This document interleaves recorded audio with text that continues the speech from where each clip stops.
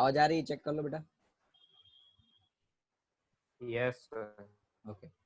अब बाद में एग्जाम्पल जो बचे थे हमारे, तो एग्जाम्पल जो तो मैंने समझा दिए थे, इसमें बिस्मथ, कॉपर, नाइट्रोजन, NaCl, इसके अंदर एल्यूमिनियम, सोडियम, कैल्शियम, ऑक्सीजन।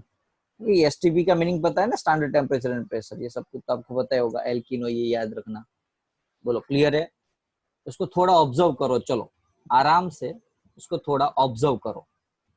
पहला जो है वो डायमैग्नेट है, दूसरा है वो पैरामैग्नेट है, और तीसरा है फेरोमैग्नेट है।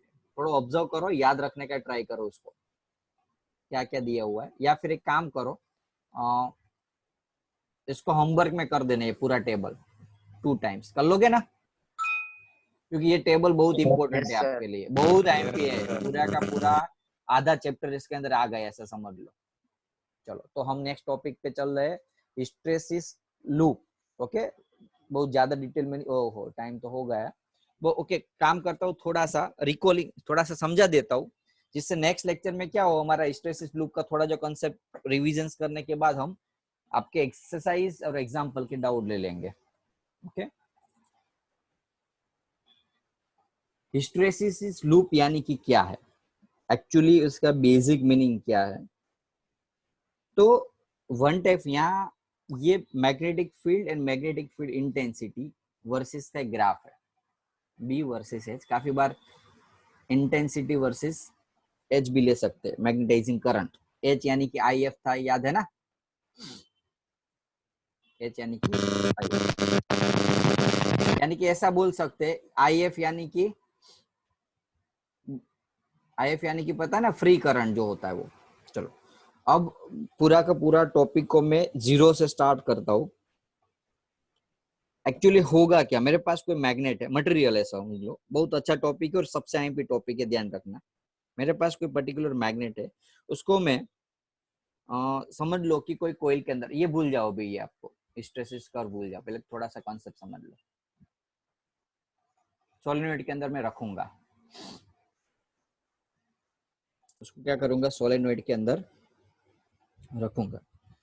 तो पहले तो हिस्टैरिसीस कर्व है क्या वो समझ लो, कि ये कोई नया टॉपिक नहीं है, ऊपर के जो हमने टॉपिक सीखा ना, फेरोमैग्नेटिक मटेरियल,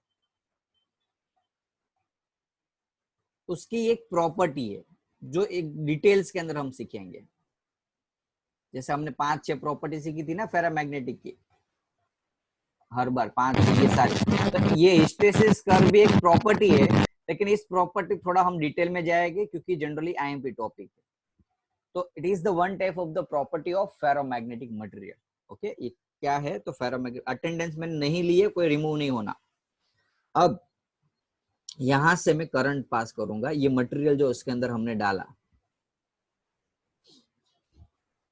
ओके, तो पहले है क्या, तो जनरली हम बी वर्सेस एच का ग्राफ लिखते हैं फेरोमैग्नेटिक मटेरियल के लिए। अब मैंने कोई फेरोमैग्नेटिक मटेरियल अंदर लिया था, करंट पास किया, करंट पास करने से वो मैग्नेट बना। अब क्या होगा, पहले तो जब मैं उसके अंदर से कोई करंट पास करूंगा ही नहीं, दो चीज होगी उसके अंदर, देख लो।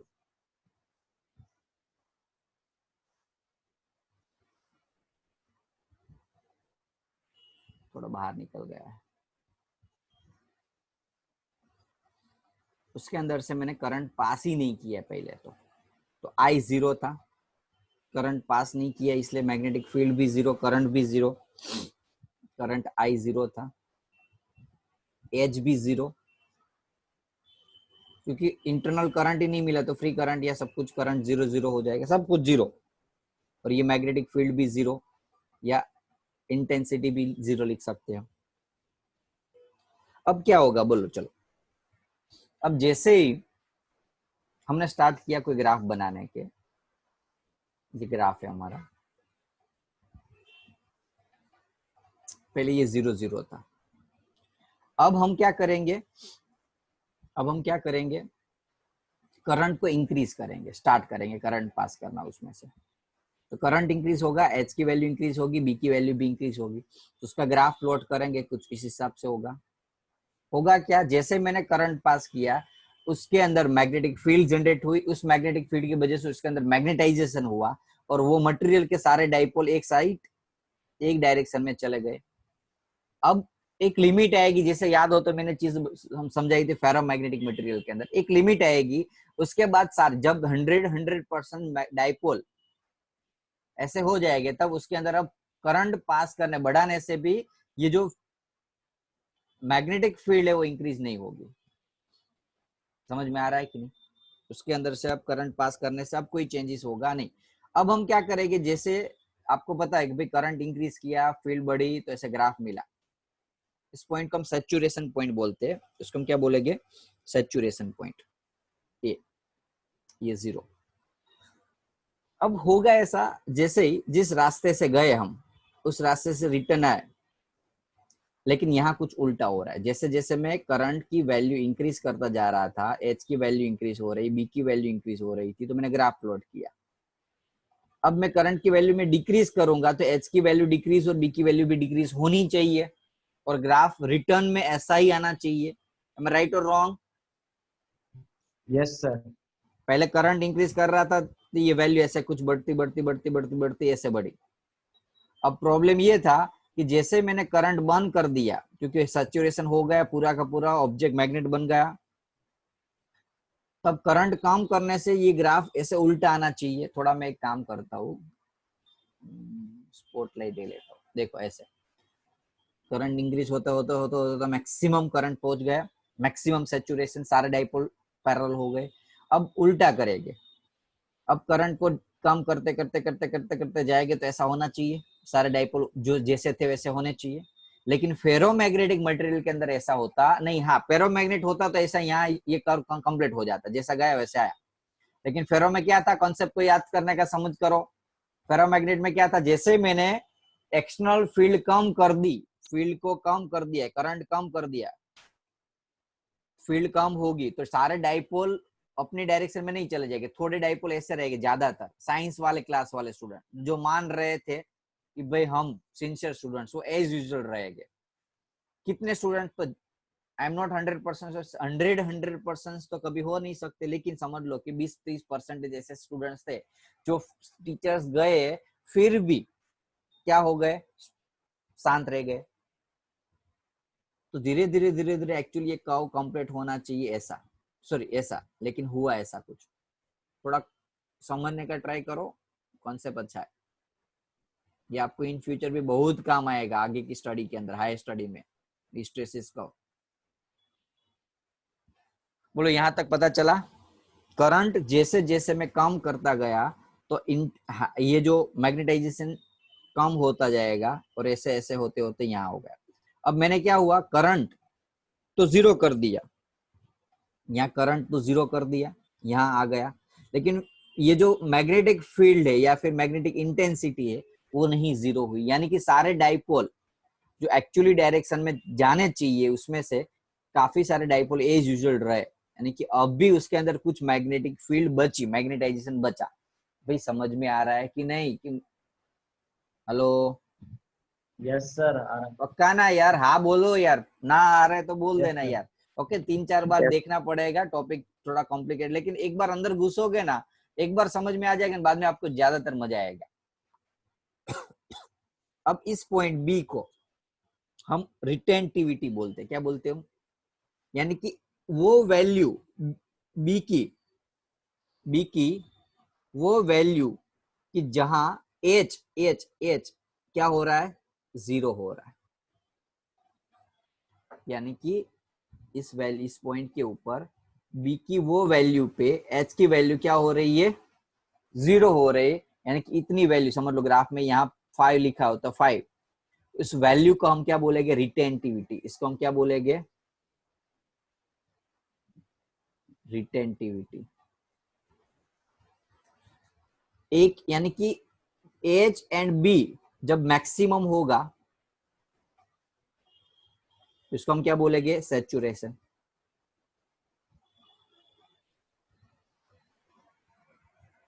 अब रिटर्न गए, सैचुरेशन कम हुआ। सैचुरेशन का मीनिंग इतना याद रख लो, सारे डाइपोल फील्ड की डायरेक्शन में, सेम डायरेक्शन में।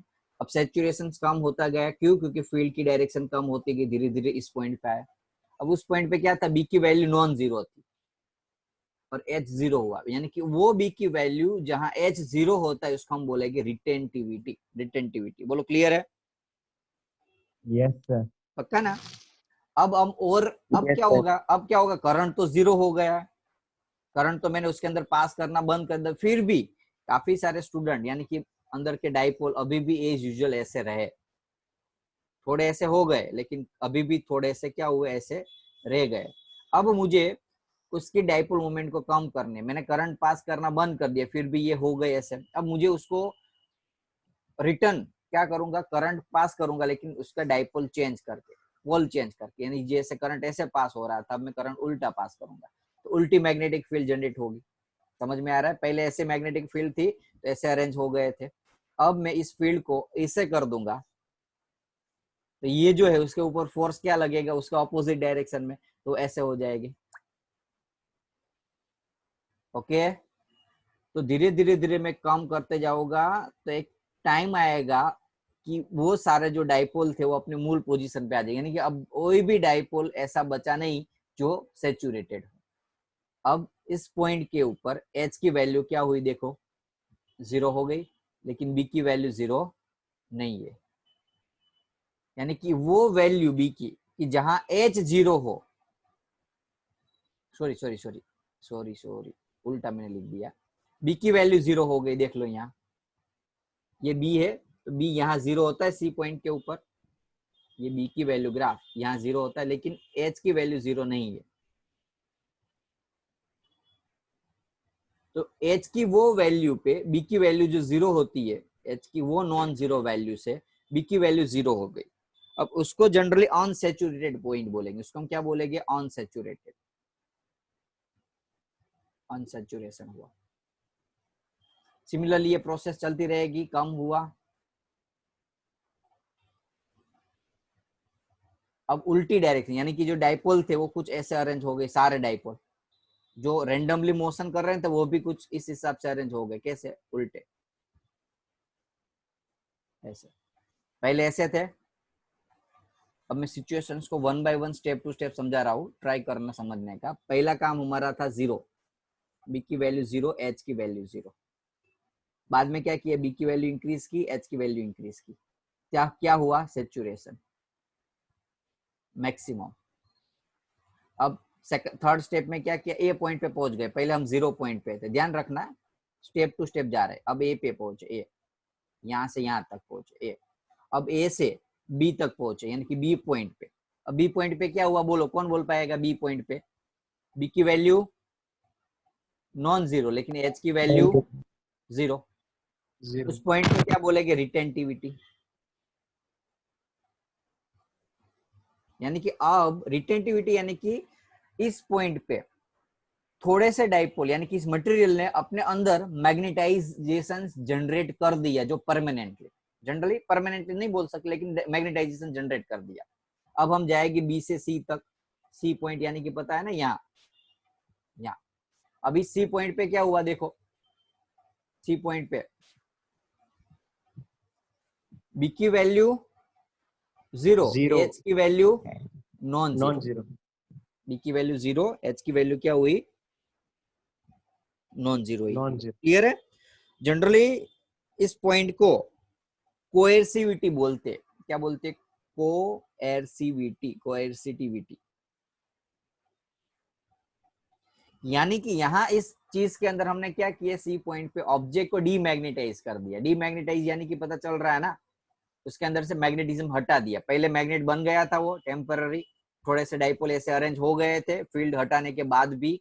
अब उसको जो ऑलरेडी मैग्नेटाइज हो चुके हैं डाइपोल, उसको हमने क्या कर दिया, अपने मूल पोजीशन पे ला दिया, यानी कि डीमैग्नेटाइज कर दिया। अब हम जाएंगे आगे डी पॉइंट पे। अब डी पॉइंट पे बी की वैल्यू भी मैक्सिमम, एच की वैल्यू भी मैक्सिमम, लेकिन वो मैक्सिमम नेगेटिव में, यानी कि जो ए पॉइंट पे सेचुरेशन हुआ था वैसा ही सेचुरेशन अब यहाँ डी पॉइंट पे होगा। देखो ए पॉइंट पे जैसे सेचुरेशन हुआ था वैसा ही सेचुरेशन अब क्या होगा, डी पॉइंट पे। लेकिन ये सेचुरेशन इस डायरेक्शन में था और ये सेचुरेशन ऑपोजिट डायरेक्शन। अब यहाँ एक्चुअली पता चला पहला जो ए पॉइंट पे सेचुरेशन नॉर्थ टू साउथ था, डी पे ऐसा हो जाएगा। बोलो कॉन्सेप्ट क्लियर है? उल्टा मैग्नेट बन गया, पोल चेंज हो गए। Hello, yes sir. Okay. Yes, अब sir. अब क्या करेंगे, ऐसे वैल्यू बढ़ाते जाएंगे, बढ़ाते जाएंगे, ऐसे वैल्यू आएगी, एक सिचुएशन आएगी, वापस वो एज यूजुअल हो जाएंगे, और वैल्यू बढ़ाते जाएंगे तो वापस ए पॉइंट पे आ जाएगा, कम करते जाएंगे तो कम करते जाएंगे तो वापस ऐसा है। तो ये साइकिल अब चलती रहेगी। बोलो क्लियर है?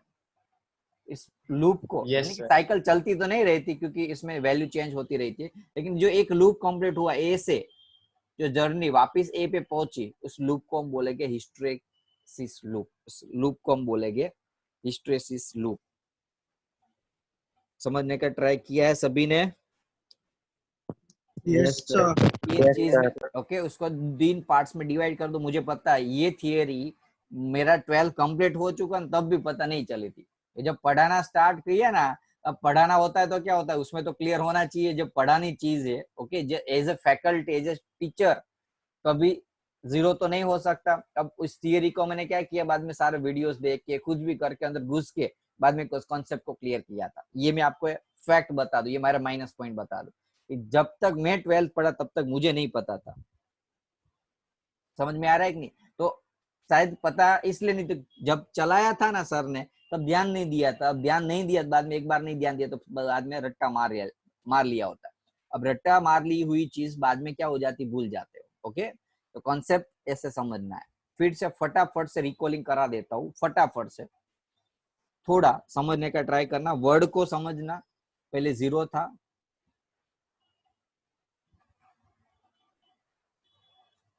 बाद में करंट इंक्रीज किया हमने ए पॉइंट के ऊपर। इसको हम कौन सा पॉइंट बोलते हैं? सैचुरेशन। कहाँ सैचुरेशन होगा? ए पॉइंट पे।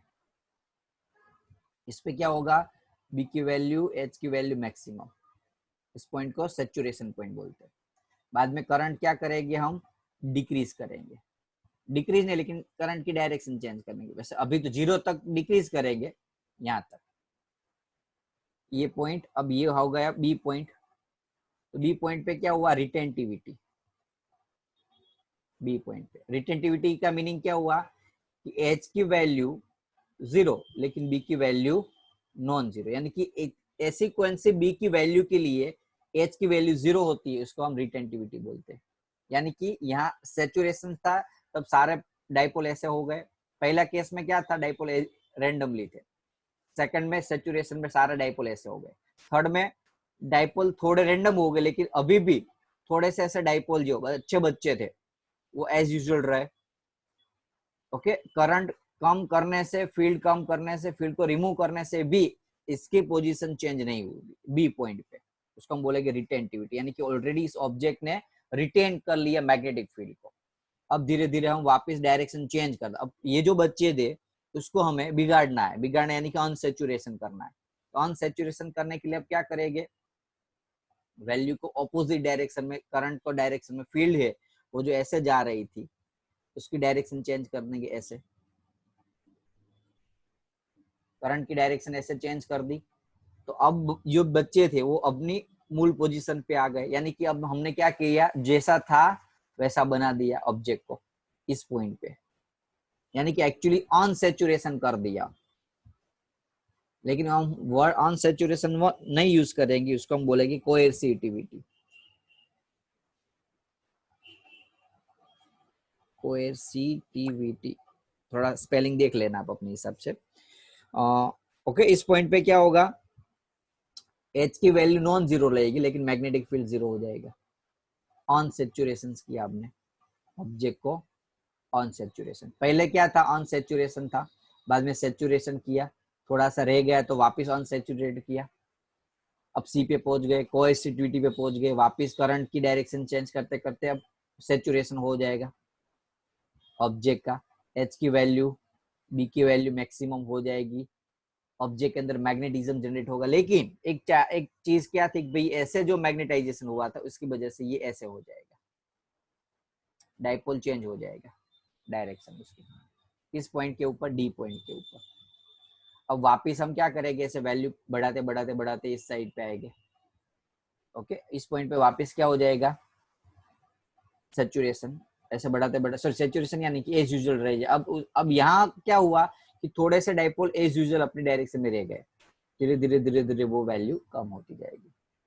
बोलो कॉन्सेप्ट क्लियर हिस्टैरिसीस रूप का? Yes, sir. देखो मैंने अपने हिसाब से अपना 100%, अपना 100 तो नहीं लेकिन 99% ट्राई किया हुआ है आपको एक्सप्लेन करने के लिए एक ही टॉपिक के ऊपर, राइट। अब प्रॉब्लम मुझे पता है कि 100% आपको नहीं समझ में हुआ, तो आपको क्या करना है, अब आप रीड करोगे ना टॉपिक को तो भी आपको समझ में आ जाएगा। एक प्रॉब्लम ये है, इस टॉपिक की नोट्स अभी नहीं बनी क्योंकि आज मैंने नोट बनाई नहीं है, पीछे के टॉपिक ऑलरेडी तैयार थे लास्ट लेक्चर के, इसलिए वही भेज दिए थे। तो एक हिस्टैरिसीस लूप की नोट मेरे पास नहीं है, इसलिए मैं आपको टेक्स्ट बुक में से रीड करने को बोल रहा हूँ। अदरवाइज आप एसएलआर में से रीड कर लेना आज के लिए। ओके, नोट्स बाद में मैं परसों बना दूंगा। क्लियर? Yes, sir. ओके, तो अब थोड़ा सा जो कॉन्सेप्ट है वो बाकी थे, लेकिन अब नेक्स्ट लेक्चर में देखते हैं उसको। चलो, तो हम यहाँ लेक्चर खत्म कर सकते हैं। कोई डाउट किसी को? No sir. पक्का No, होमवर्क में ये सारे टॉपिक को लर्न कर देना। अटेंडेंस नहीं ली है, रिमूव एक तो हो गया है यार, एक मिनट वेट करो यार, कुछ इंस्ट्रक्शन देनी होती है, रिमूव इतनी जल्दी होती है रिमूव होने की। चलो